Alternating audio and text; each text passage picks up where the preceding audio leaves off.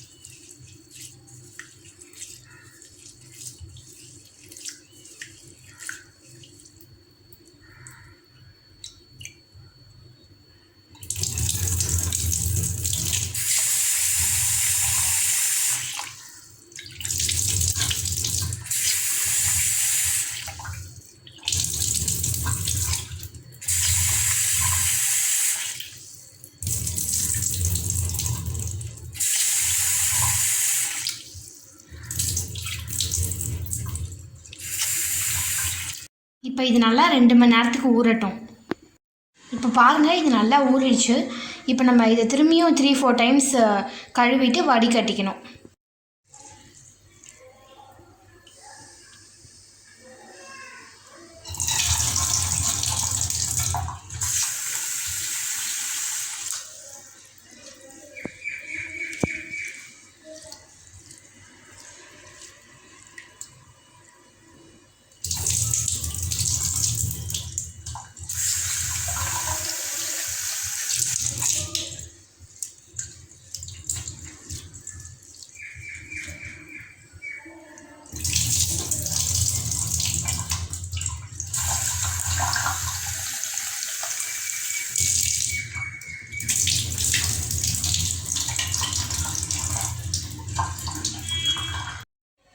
இந்த மாதிரி நீங்கள் தண்ணியை நல்லா ஃபில்டர் பண்ணிக்கோங்க.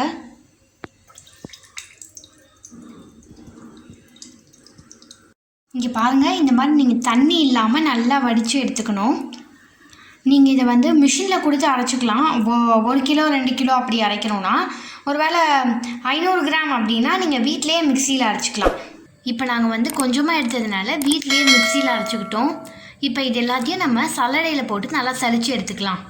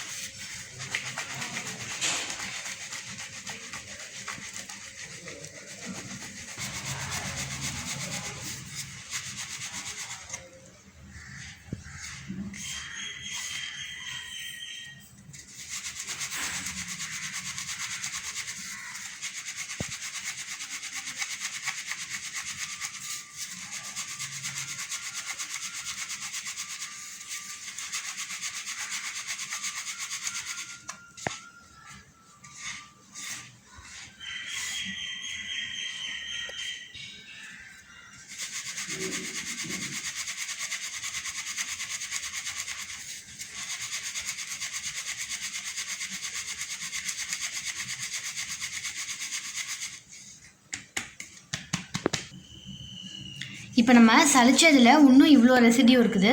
இதை நம்ம திரும்பியும் மிக்சியில் போட்டு நல்லா மழன்னு அரைச்சிக்கலாம்.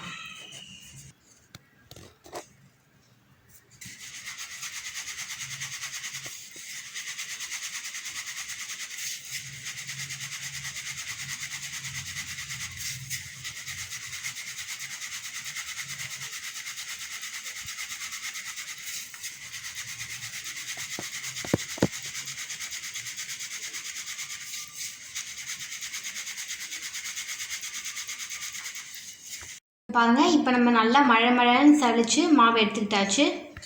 இப்போ இந்த மாவை வந்து நம்ம அவிச்சு எடுத்துக்கணும். அதை எப்படி அவிக்கணுன்றது இப்போ நாங்கள் காட்டுறோம். இட்லி குண்டானில் இந்த மாதிரி நீங்கள் தண்ணி ஊற்றிக்கோங்க. அது மேலே இட்லி தட்டை வச்சுருங்க.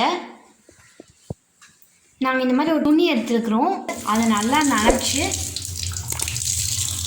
அதை நல்லா புழிஞ்சு இந்த இட்லி தட்டு மேலே அதை ஸ்ப்ரெட் பண்ணிடணும்.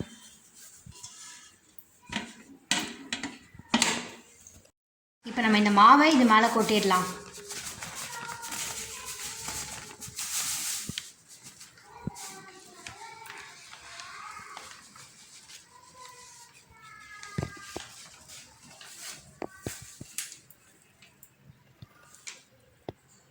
இதை நீங்கள் நல்லா ஈவனாக ஸ்ப்ரெட் பண்ணி விட்டுக்கோங்க.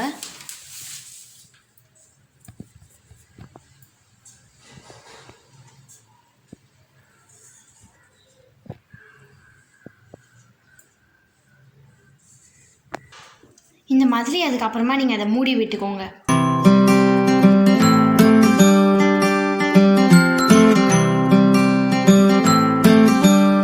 இப்போ 20 மினிட்ஸ் ஆயிடுச்சு. இப்போ நம்ம ஸ்டவ் ஆஃப் பண்ணிடலாம். இப்போ இது வெந்துருச்சா இல்லையான்னு பார்க்குறதுக்கு எப்படி பார்க்கணும் அப்படின்றத நாங்கள் சொல்கிறோம்.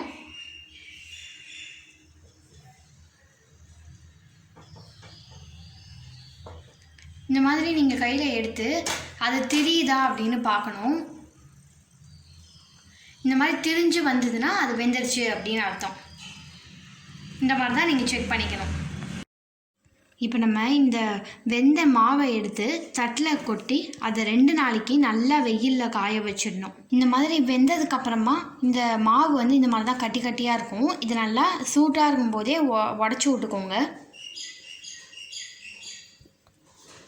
இது 2 நாள் நல்லா வெயிலில் காயணும். இப்போ பாருங்கள், இந்த மாவு நல்லா வெயிலில் காஞ்சிருச்சு.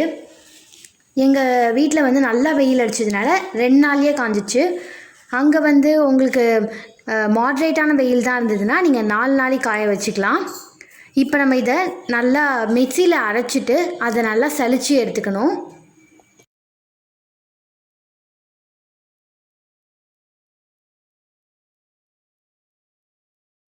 இப்போ இதை நாங்கள் கிரைண்ட் பண்ணி எடுத்துக்கிட்டோம். இப்போ இதை சலிச்சிடலாம்.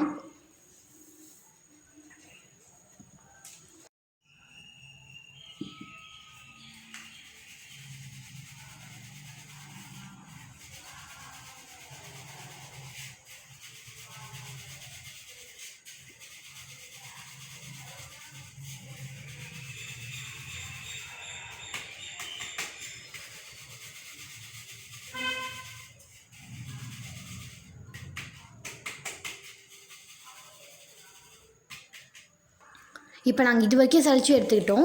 இது மேலே இன்னும் கொஞ்சம் ரெசிடியூ இருக்குது. இதை நீங்கள் போட தேவையில்ல. இது இந்த மாதிரி நரன்னு இருக்குது இல்லையா, இதை நீங்கள் போட தேவையில்ல. ஓகே ஃப்ரெண்ட்ஸ், இப்போ நம்மளுடைய மாவு ரெடி ஆயிடுச்சு. இது எப்படி இடியாப்பம் செய்கிறது அப்படின்றத நம்ம பார்த்துடலாம். இப்போ இந்த மாவை வந்து பிணையிறதுக்கு நம்ம மாவில் தேவையான அளவு உப்பு சேர்த்துக்கணும். இதை நீங்கள் கரண்டியோடைய பின்பக்கத்தால் நல்லா கலந்து விட்டுக்கோங்க.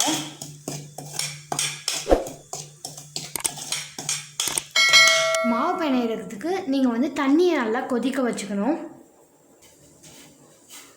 இப்போ பாருங்கள், தண்ணி கொதிச்சிடுச்சு. ஸ்டவ் ஆஃப் பண்ணிவிட்டு கொதிச்ச தண்ணியை எடுத்து மாவில் ஊற்றி அதை வந்து கரண்டியோடைய பின்பக்கத்தால் நல்லா பிணைஞ்சிக்கணும். இந்த மாதிரி கரண்டியோட பின்பக்கத்தால் நீங்கள் பிணைஞ்சால் உங்களுக்கு அது ஈஸியாக இருக்கும்.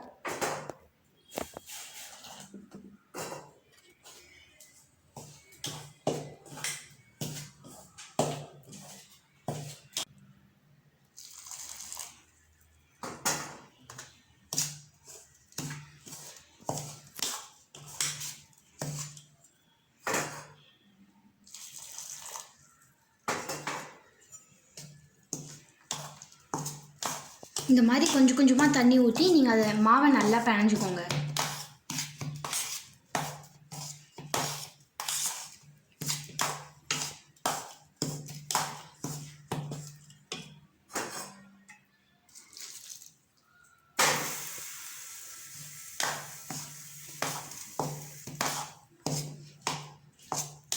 மாவை நீங்கள் இந்த அளவு பிணைஞ்சிக்கிட்டு அதை அச்சில் போட்டு இடியாப்பம் புழிஞ்சிடலாம்.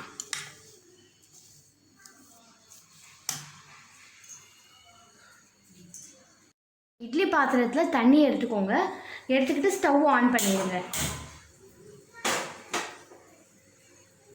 இட்லி தட்டு மேலே துணியை நனைச்சி போட்டுக்கோங்க.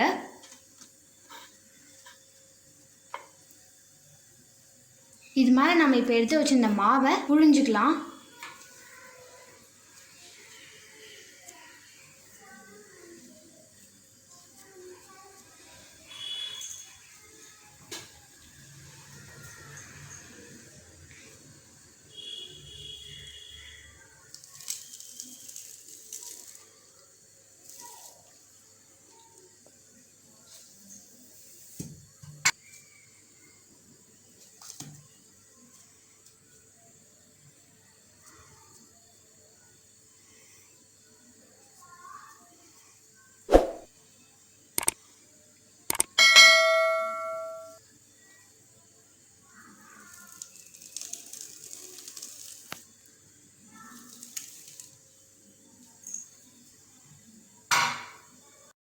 இப்போ நம்ம புழிஞ்சு வச்சுருக்கிறத இட்லி பாத்திரத்தில் போட்டு அதை நல்லா வேக வச்சிடணும். 5 நிமிஷத்தில் இது வெந்துடும்.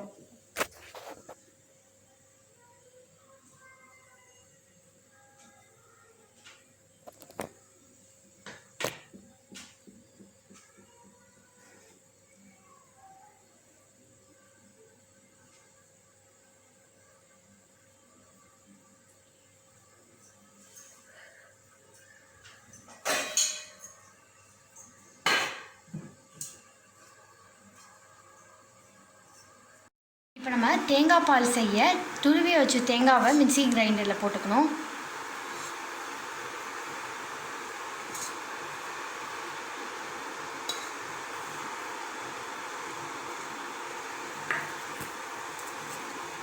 இது கூட நீங்கள் தண்ணி ஊற்றிக்கலாம்.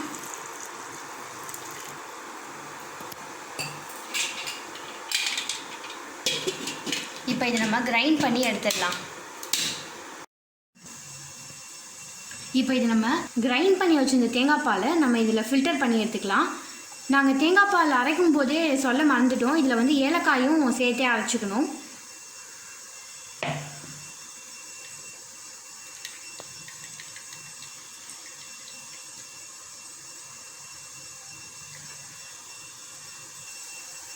இப்போ நாங்கள் தேங்காய் பாலை ஃபில்டர் பண்ணி எடுத்துக்கிட்டோம். இந்த தேங்காய் பாலில் ஸ்வீட்டுக்கு ஏற்ப நீங்கள் சர்க்கரை சேர்த்துக்கோங்க.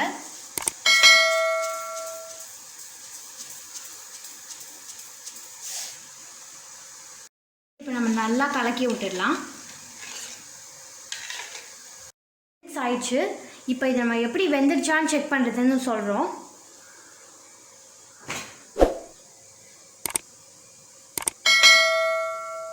இது வெந்துருச்சுன்னா இந்த இடியாப்பம் வந்து நம்ம கையில் ஒட்டாது.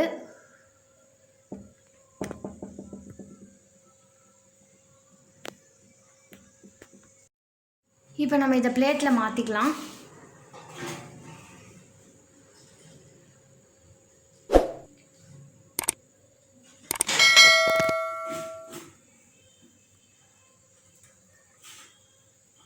கைஸ், நம்ம இடியாப்பம் ரெடி ஆயிடுச்சு. இந்த இடியாப்பத்தை நீங்களும் வீட்டில் ட்ரை பண்ணி பார்த்துட்டு எப்படி இருந்துச்சு அப்படின்னு மறக்காமல் கமெண்ட் பாக்ஸில் கமெண்ட் பண்ணிடுங்க. அடுத்த வீடியோவில் இன்னொரு சூப்பரான ரெசிபியாக சந்திக்கிறோம். Until then by.